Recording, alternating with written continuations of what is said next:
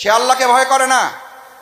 আমার ভাইয়েরা, আপনাকে একটা কথা বলার জন্য এই প্রসঙ্গটা তুলছিলাম। আসছেন কার পরিকল্পনায়? যাবেন কার পরিকল্পনায়? এটা বুড়া মানুষ যারা আমার বাবার মতো তারা ঠিক আছে, ইয়াংরা তো এটা মানবা না নাকি? না, এখন তোমার শক্তি, তোমার হিম্মত, তোমার যৌবন, এখন যৌবন তার যুদ্ধে যাওয়ার তার শ্রেষ্ঠ সময়। তোমার জন্য যেটা প্রযোজ্য না, প্রযোজ্য না, প্রযোজ্য না। যুবকদের জন্য এটা প্রযোজ্য না, তরুণদের জন্য এটা প্রযোজ্য না, যাদের বয়স এখন 30 তাদের জন্য এটা প্রযোজ্য না। এটা হলো 70 বছরের জন্য প্রযোজ্য।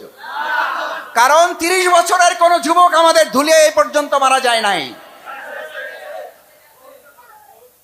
কয় বহুত গেছে, তা বহুত গেলে তো এটা মানতে হবে সবাই। কিন্তু আমি তরুণ যুবকদের সম্মান রেখে বলছি, তোমাদেরকে কেউ কেউ বুঝায় তোমার এখনো বয়স আছে, এখন যা পারো করো।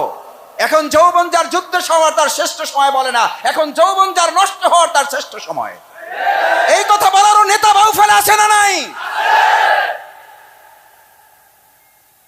3 ঘন্টা আলোচনা করে তোমার পরকাল নিয়ে একবার কথা বলে না, এরকম রাজনৈতিক সভা আছে না নাই?